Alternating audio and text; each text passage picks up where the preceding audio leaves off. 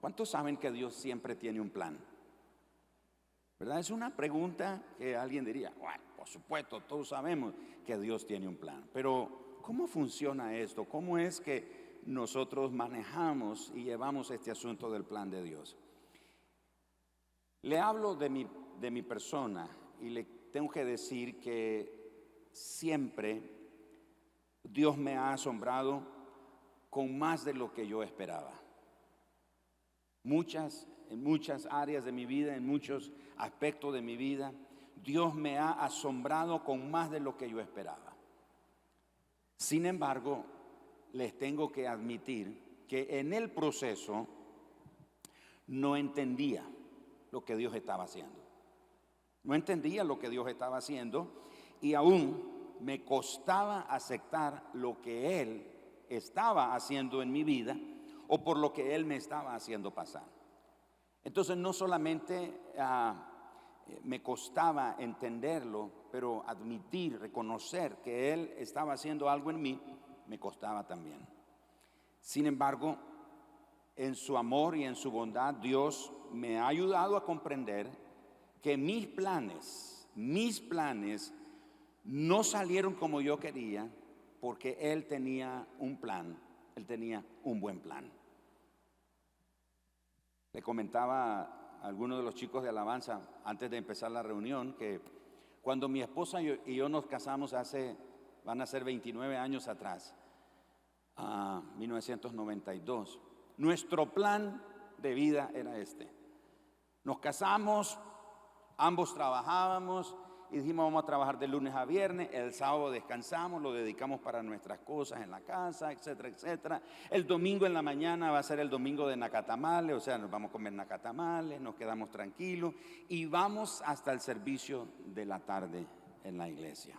En donde yo conocí al Señor era una iglesia que tenía servicios en la tarde también. Entonces nuestro plan era ese: trabajar de lunes a viernes, sábado descansar, domingo hacer un tiempo de holgazanería en la mañana, no hacer nada, y hasta en la tarde ir al servicio de la iglesia, pagar nuestra ofrenda y diezmo y listo. El lunes comenzaba todo. Ese era nuestro plan hace 29 años atrás. En el camino Dios me dijo, con que esos son tus planes, te voy a mostrar los míos. Y me metió por unos asuntos, por unas experiencias y unos caminos que, como dije, en el momento, en el proceso, yo no entendía. Me costó aceptar lo que Dios estaba haciendo en mi vida, hasta que comprendí que Él tenía un mejor plan para mi vida. Resulta que usted también ha estado batallando con los planes de Dios en su vida, porque muchos de sus planes no han salido como usted esperaba, pero Dios también a usted lo ha asombrado con un buen plan para su vida, con un buen plan para su destino, con un buen plan para su futuro y para sus propósitos. La Biblia está llena de ejemplos de muchas personas que también experimentaron lo mismo que usted y que yo, que teníamos nuestros propios planes, pero no resultaron como creíamos y Dios nos reveló los planes que Él tenía. Estas personas tenían planes que no funcionaron, no les resultaron, y veamos algunos ejemplos. Abraham y Sara, el plan de Abraham y Sara era sencillamente ser padres de un hijo. Ese era el plan de ellos, eso era lo único que querían en la vida, porque Dios habla con Abraham y Abraham le dice, Señor, pero es que me has bendecido, me has dicho que voy a hacer aquí, bendición a las naciones, todo tengo, pero no tengo un hijo, no tengo un heredero. Así que el plan de Abraham y Sara era ser padres de un hijo, pero el plan de Dios es que ellos fueran padres de naciones. José era ambicioso, era un hombre con muchos sueños y eran unos sueños muy ambiciosos, pero el plan de Dios era usar la vida de José para preservar la vida de muchas personas. Gedeón, el plan de Gedeón era sobrevivir, porque el pueblo estaba siendo asediado por los madianitas, así que está escondido con su familia, sale de su escondite a trabajar un poco unas espigas de trigo, de cebada ahí en el campo como pudo, y está escondido. Así que el plan de Gedeón es sobrevivir, pero el plan de Dios era liberar a la nación. El plan de Noemí era amargarse, vivir el resto de su vida amargada, porque se muere el esposo, se mueren los 2 hijos y entonces ya no tiene más, no tiene más descendencia. Así que ella dice: ya no me llamen más Noemí, llámenme Mara, que significa amarga o amargura. Llámenme Mara, amargada, porque yo ya no tengo propósito de vida. Entonces el plan de Noemí era el resto de su vida ser la persona más amargada.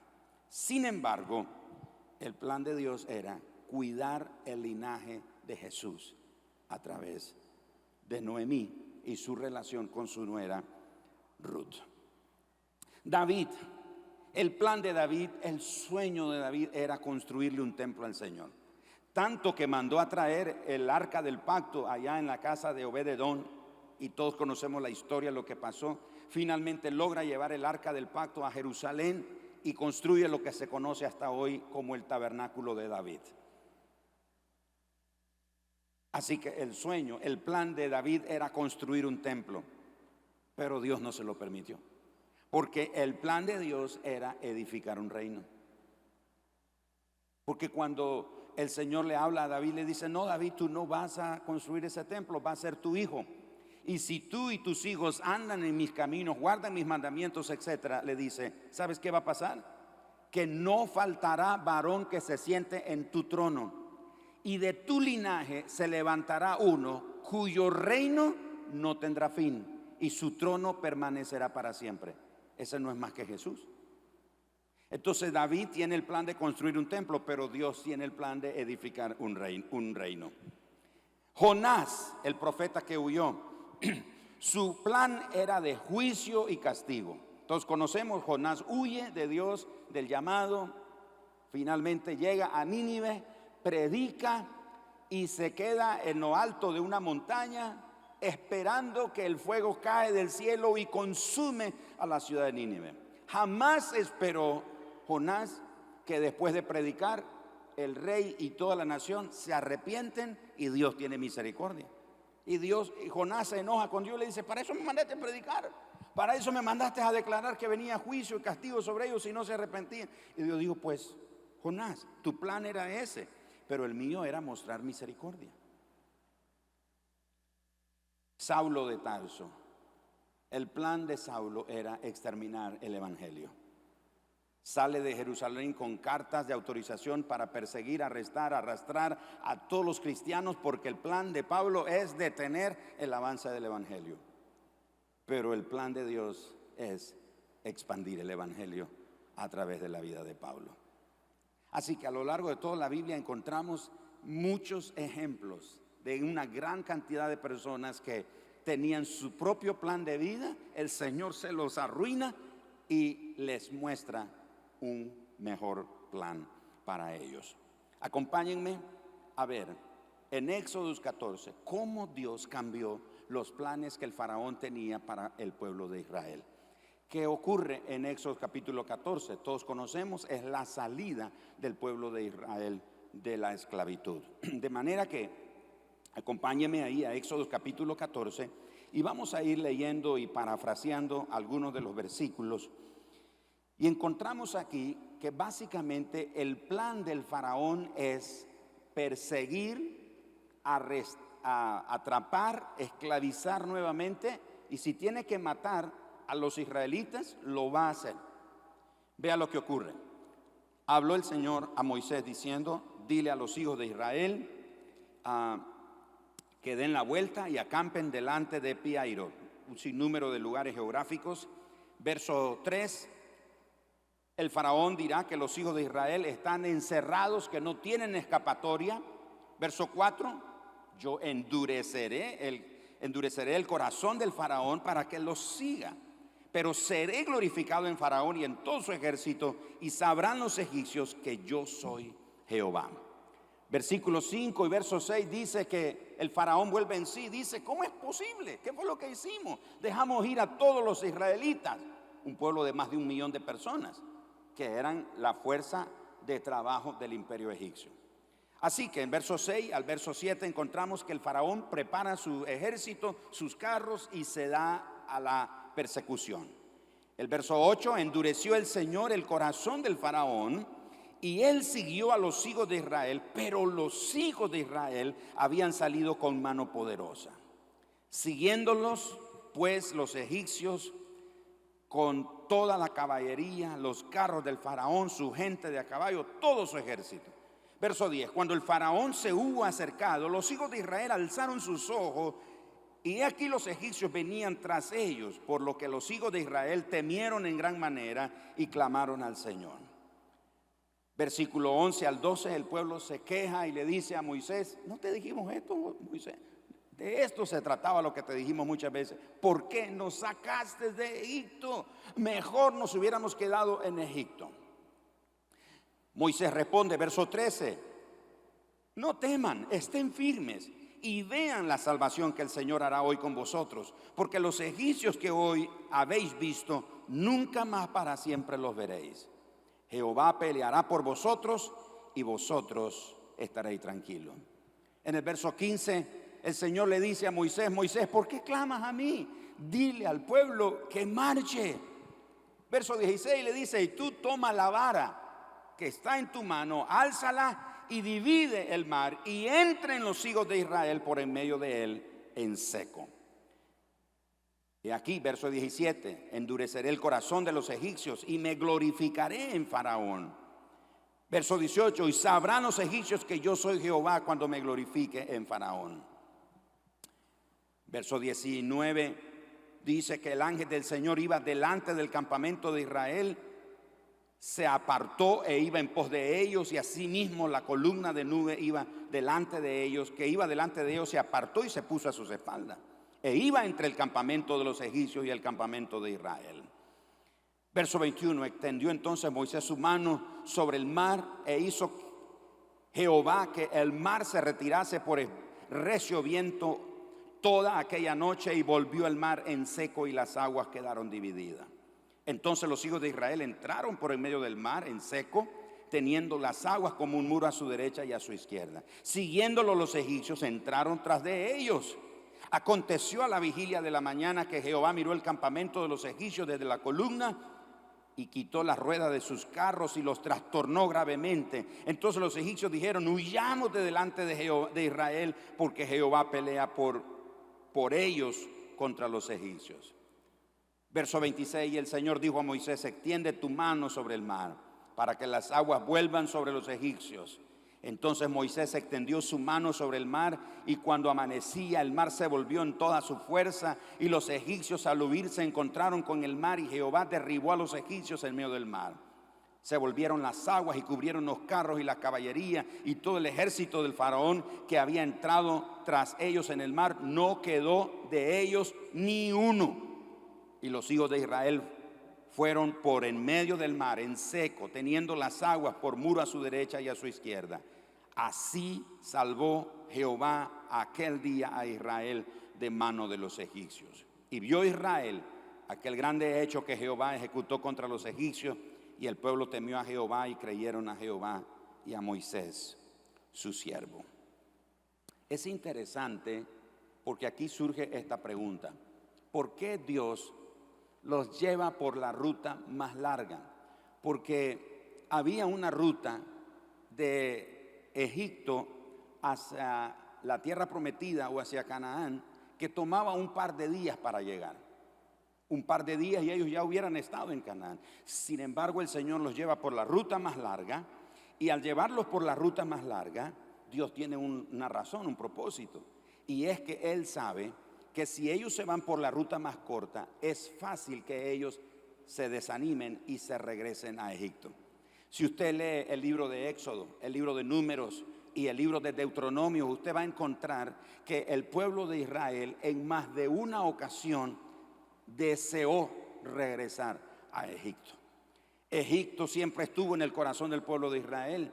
Y esa fue la razón por la que no entraron en la tierra prometida, de hecho. Así que el pueblo de Israel no llega a la tierra prometida así tan rápido como ellos creían, porque el Señor los lleva por la ruta más larga, porque Él sabía que se podían arrepentir y fácilmente regresarse a Egipto. Así que ¿cuántas veces el Señor nos lleva por una ruta larga y nosotros queremos acortarla? ¿A cuánto nos ha pasado eso? Que Dios nos lleva por una ruta más larga, pero nosotros sencillamente la queremos acortar. Queremos que sea menos larga el proceso, queremos que sea menos largo lo que estamos viviendo, el episodio, el proceso en el que Dios nos tiene, porque queremos acortarlo. Así que en la experiencia del pueblo de Israel hay 5 lecciones que podemos extraer. Número 1, y que aplicamos a nuestra vida. Número 1 es la perspectiva de Dios. ¿Qué encontramos aquí? Que la perspectiva de Dios es la que sobresale, es la que interesa. La perspectiva de Dios es la perspectiva correcta. El punto de vista de Dios es el correcto. En toda situación siempre tenemos nuestro punto de vista y el punto de vista de Dios. Nuestra perspectiva y la perspectiva de Dios. Pero la perspectiva de Dios es realmente la que corresponde o la que es correcta. ¿Y cuál era la perspectiva de Dios? Que ese día su pueblo iba a ser liberado. Que ese día los egipcios que ellos habían conocido nunca más los iban a volver a conocer. Que ese día ni uno de los egipcios iba a ser rescatado, iba a sobrevivir. Y que ese día el Señor se iba a glorificar sobre Faraón y sobre su ejército, y que iba a liberar definitivamente a su pueblo. Esa es la perspectiva de Dios. La segunda lección que sobresale aquí es la mano poderosa de Dios. Se insiste mucho y se repite en varias ocasiones el término la mano poderosa de Dios, porque Dios siempre nos va a sacar con mano poderosa de cada situación que nos esclaviza, de cada episodio en nuestra vida que nos atormenta, nos esclaviza. Dios nos sacará con mano poderosa. Así que Faraón y el pueblo de Israel fueron testigos de la mano poderosa de Dios. La tercera lección que sobresale aquí es la debilidad humana. La debilidad humana se refleja que ellos acaban de ver en acción la poderosa mano de Dios, pero en la siguiente dificultad, la debilidad de ellos olvida los hechos poderosos de Dios y cuestionan inmediatamente los métodos de Dios. Es decir, ellos acaban de ver, hace unas cuantas horas ellos salieron de Egipto. ¿Y cómo salieron? Con mano poderosa. El Señor envió 10 plagas sobre Egipto. Ellos vieron cómo el Señor deshizo a esa nación tan poderosa. Era la nación más poderosa en ese tiempo antiguo, el imperio egipcio.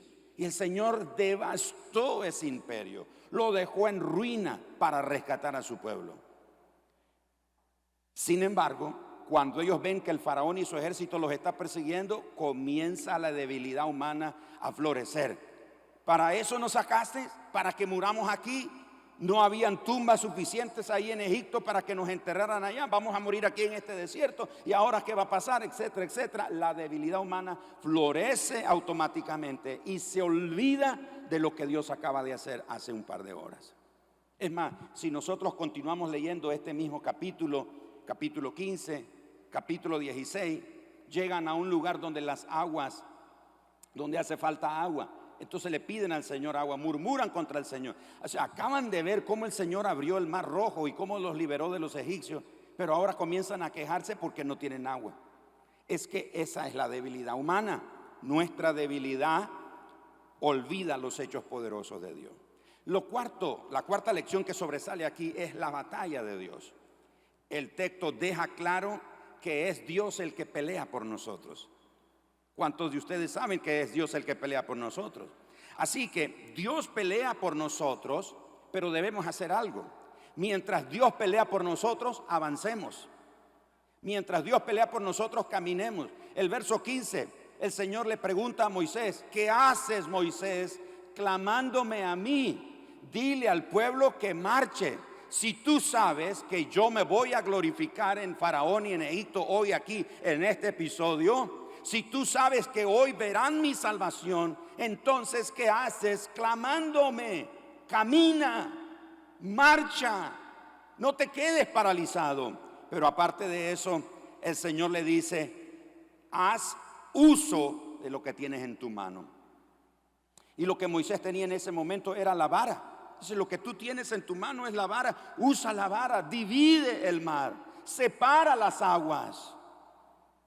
Y aunque nosotros hoy no tenemos una vara, pero puede ser que Dios te dio un don, una habilidad, una capacidad, una creatividad, un emprendimiento, algo, una innovación, una idea creativa. Algo te ha dado Dios, un llamado. Dios ha puesto algo en tus manos y Él te dice: camina. Si tú crees que yo peleo la batalla por ti, deja que yo pelee la batalla, pero tú camina, avanza. No te quedes quieto, no te quedes paralizado, no te quedes de brazos cruzados, no te quedes lamentándote que las cosas, lo mal que están, lo difícil que están y que esto no va a mejorar. Hay muchas personas que me han expresado y me han dicho: pastor, estamos esperando que vuelva a la normalidad. Hay muchos hermanos que no han regresado a la iglesia hace 2 años, ¿usted lo puede creer? No han regresado a la iglesia, y la razón es porque ellos están esperando que la normalidad que conocíamos hace 2 años regrese. Malas noticias, esa normalidad no va a volver. Esa normalidad que conocíamos ya no va a volver. Tenemos que enfrentar una nueva normalidad que hay en el mundo y tenemos que caminar. El reino de Dios tiene que avanzar. El reino de Dios no se puede quedar paralizado. El reino de Dios tiene que avanzar, y Dios ha puesto en tus manos recursos, habilidades, dones, llamado, ministerio, iniciativas, creatividad, innovación, emprendimientos. Algo ha puesto Dios en tus manos. Haz uso de eso y avanza.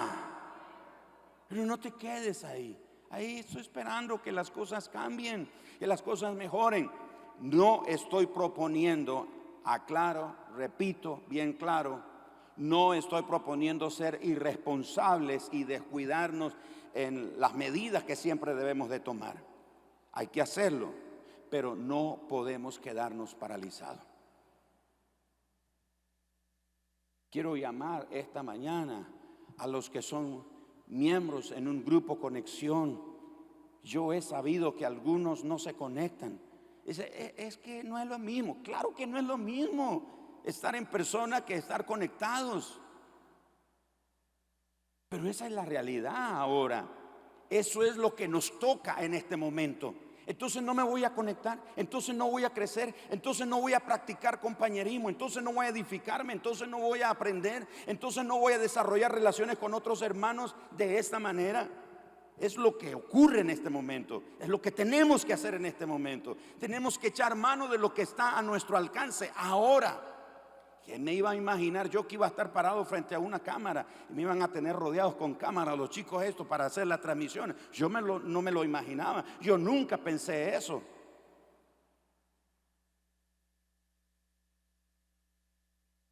Yo comencé mi canal de YouTube, Pastor Gerardo Ampía, así aparece. Yo lo comencé con ese asunto de la pandemia, porque ¿cómo hago para ministrar la familia, los matrimonios? Entonces comencé con ese canal para comenzar a compartir mensajes y pensamientos a los matrimonios. Así comencé. Yo no tenía por aquí en mi mente un día tener un canal, pero es lo que es ahora, es lo que tengo que hacer, es lo que Dios ha puesto al alcance nuestro. Entonces tenemos que hacer que el reino avance. ¿Me estoy explicando, hermanos?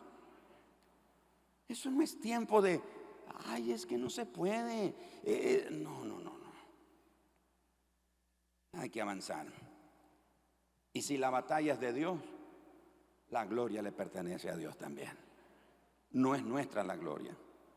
Y cuando comenzamos en la construcción de este edificio, Pastor Pablo conoció que esto era solo techo y columnas. En la iglesia tomamos el desafío de cerrarlo y lo hemos llevado hasta aquí, pero en una parte del proceso nos metimos con una entidad financiera a hacer un préstamo muy fuerte que en el camino no lo podíamos pagar. Y yo me tuve que ir a sentar, creo que el hermano Marlon me acompañó, el ingeniero Giovanni, no sé si el hermano Orlando, pero fuimos varios y nos sentamos con ese gerente de esa institución financiera, que por cierto es un creyente, pero era representante del banco. Y hablando ahí, él me dice así, sin misericordia, sin fe, sin que somos hermanos, y dice, tiene que pagar, si no paga le quitamos la garantía, así. Y claro, yo no me puedo enojar con él porque él no está ahí representando una iglesia, está representando el banco y tiene que ser así. Pero en un momento este hermano dice algo que fue lo que me llevó a arrepentirme, pedirle perdón a Dios, a ustedes, la iglesia, al liderazgo, y es que él dijo, porque lo que ustedes tienen nos lo deben a nosotros, porque si nosotros no les hubiéramos dado este dinero, ustedes no hubieran hecho eso. Y ayer el Señor me dijo, eso fue lo que conseguiste con tu plan, que el hombre se llene la boca diciendo que lo que tienes es gracias a él. Yo te dije que te iba a proveer. Claro, él no me dijo cómo, no me dijo cuándo, de qué manera, cuánto, no me lo dijo, solo me dijo te voy a proveer. Pero en mi desesperación, en mi ansia, en mi deseo, en mi inspiración, en mi emoción de vamos a avanzar, lo vamos a hacer, nos metimos a eso. ¿Qué gloria tiene Dios en eso? Cuando nuestros planes son los que quieren sobresalir. Dios tuvo misericordia, pagamos eso, gracias a Dios, no perdimos nada, pero aprendí una gran lección. Que es Dios el que pelea por nosotros. Si la batalla es de Él, la gloria es de Él.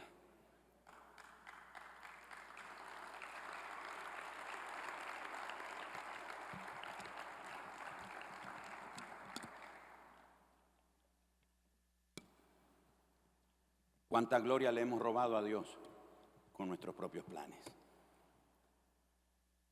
Hemos hecho nuestros propios planes, hemos persistido con nuestro propio plan y Dios nos lleva gloria en eso. Pero aquí nos enseña que si la batalla es de Dios, la gloria es de Él. Número 5. Hay un mar rojo para cada día, el mar rojo de cada día. Hemos leído en la oración del Padre Nuestro, el pan nuestro de cada día, dánoslo hoy, ¿no es cierto? Pues este pasaje nos dice que también nosotros podemos tener un mar rojo cada día. ¿Cómo así?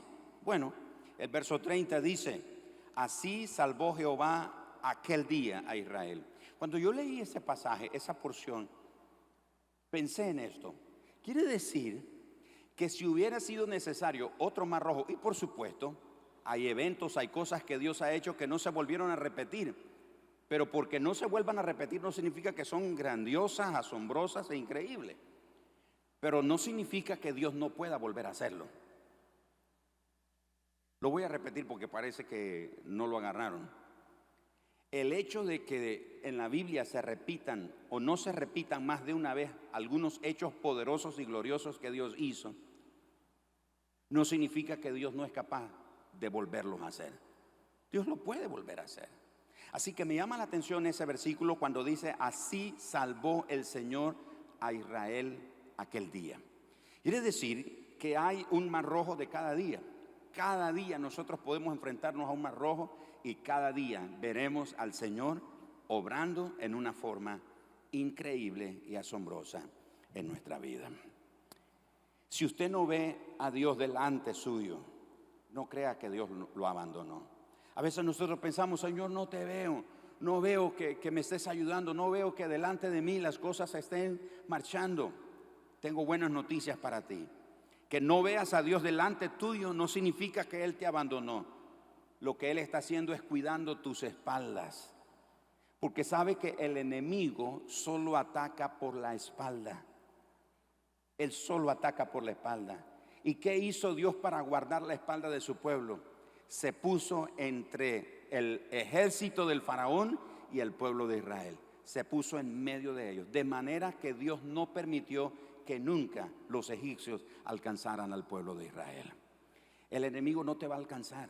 El enemigo no te va a destruir. Él ruge, él amenaza, él hace todo lo que quiere hacer para intimidarte y meterte miedo, y pareciera que te va a alcanzar. Te lo aseguro, el Señor está tras tuyo como tu retaguardia. Él te está guardando, Él está guardando tus espaldas, Él te está defendiendo. Así que si no lo ves delante tuyo, no significa que te abandonó. Él está detrás tuyo, cuidándote, protegiéndote, defendiéndote y evitando que el enemigo te alcance y te destruya. Y te voy a decir algo: el enemigo reconoce que ha sido destruido y que Dios pelea por nosotros. Los egipcios dijeron: huyamos, porque Dios está peleando por los israelitas en contra de Egipto. El enemigo va a reconocer siempre que Dios está peleando por nosotros y que su destino es la derrota. Así que si tienes una relación con Dios, esto también se va a cumplir para ti. Siempre que encuentres una puerta cerrada, Dios sabe lo que está haciendo. Confía en Él, porque Él está de tu lado. Él está de tu lado. Él tiene un plan, pero su plan nunca se va a hacer realidad si no persiste, si no persevera. Tu parte es perseverar, es insistir, es persistir. Y la parte de Dios es hacer que todas las cosas obren para bien a los que aman a Dios. Así que si te detienes cuando encuentras un obstáculo, si te detienes cuando encuentras una puerta cerrada, no culpes a la puerta, no culpes al obstáculo por tu fracaso, porque el obstáculo no está ahí para detenerte. La puerta cerrada no está ahí para decirte no hay pase. La puerta cerrada, el obstáculo está ahí para decirte hay un camino mejor, hay otro plan, hay un plan mejor, hay un plan que Dios tiene. Así que no culpes la puerta cerrada, no culpes por tu fracaso o por tu falta de avance los obstáculos que se han presentado en tu vida. No los has leído bien, no los has interpretado bien. Ellos no están ahí diciéndote no hay pase solamente. Ellos están diciéndote hay otro camino, hay otra puerta, hay otra salida, hay otro plan que Dios tiene, y el plan de Dios es lo mejor para nosotros. Vamos a darle al Señor un fuerte aplauso esta tarde.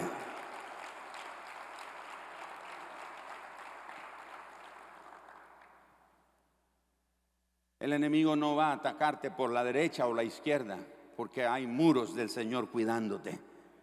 El texto dice que el Señor levantó las aguas que dividió, hizo un gran muro a la derecha y a la izquierda del pueblo de Israel. El único camino por donde el enemigo podía ir era detrás de ellos, pero jamás los alcanzó, porque Dios estaba en medio del pueblo de Israel y de los egipcios. ¿Qué podemos hacer si nos encontramos con un escenario como ese?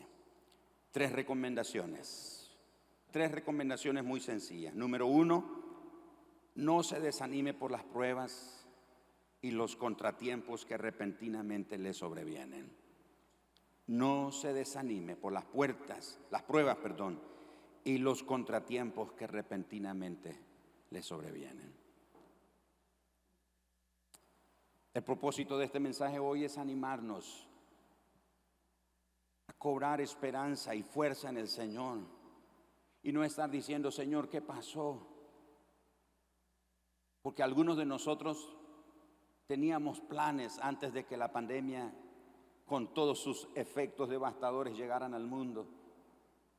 Algunos de nosotros teníamos planes de negocio, pensábamos dijimos, hace unos años atrás dijimos, para el 2020, el 2019, etcétera, voy a hacer esto, voy a tener aquello, voy a alcanzar aquello, estaré en tal lugar, haré aquello, lo otro, pero nos damos cuenta que ahora los planes vinieron a pique, se derrumbaron. ¿Y qué hacemos ahora entonces? Tranquilo, Dios siempre tiene un plan, un buen plan para nosotros.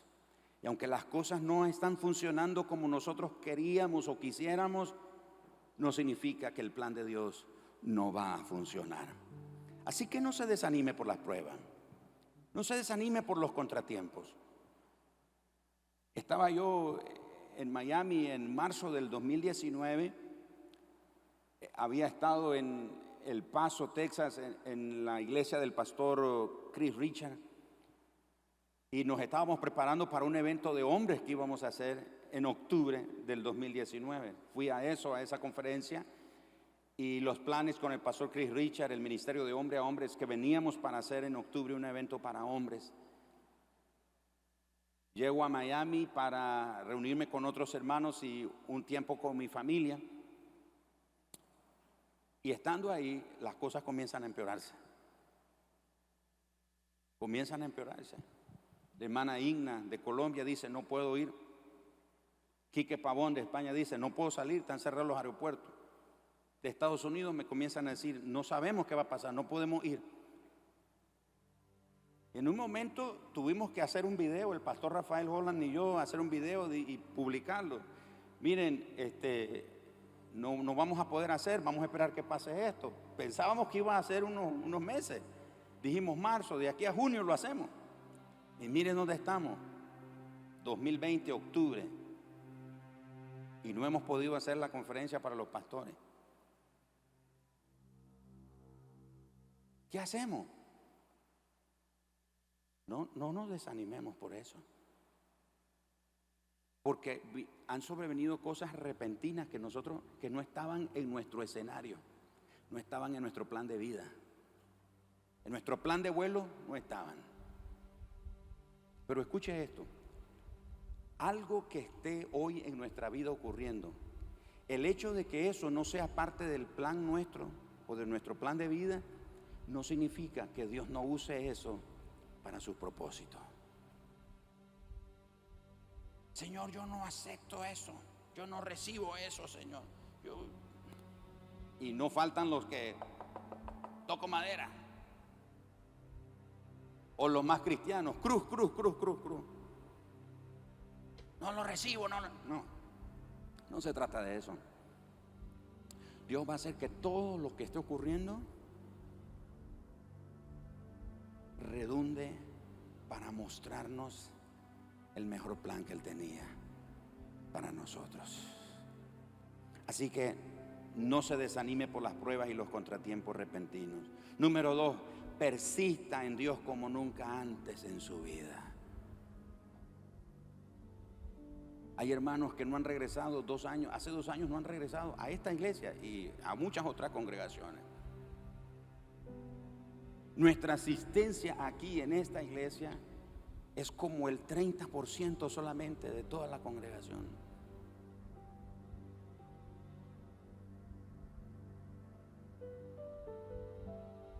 Hay un 70% que no está llegando.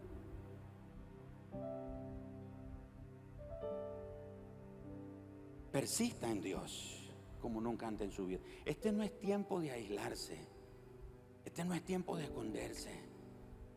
Este es tiempo de persistir más en Dios. No estoy hablando solo de asistir a la iglesia.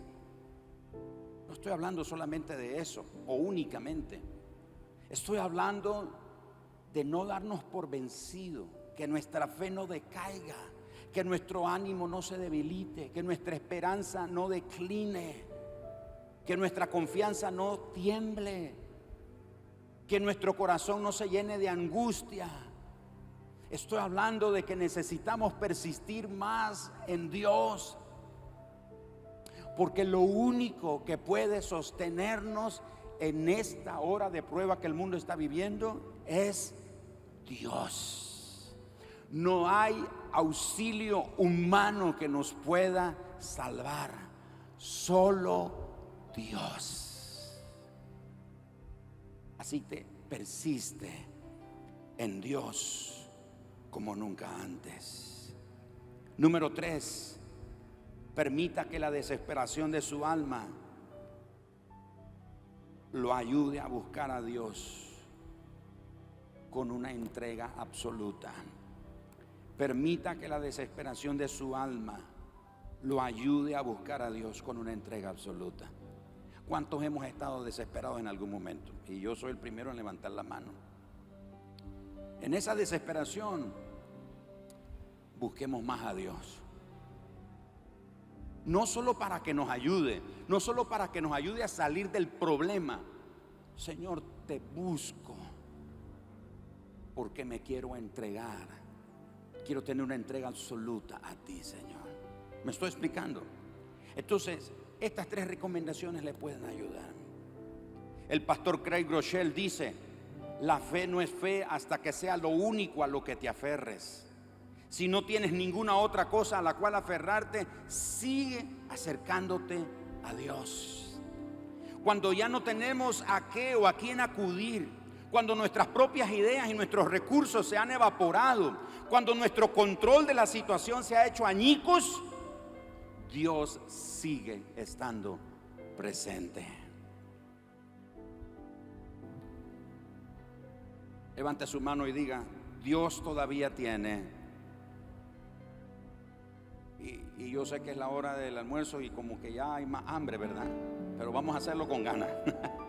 Diga bien fuerte: Dios todavía tiene un plan extraordinario y un propósito para mi vida. ¿Cuántos creen lo que acaban de decir? Dios tiene un plan extraordinario para tu vida y tiene un propósito para tu vida.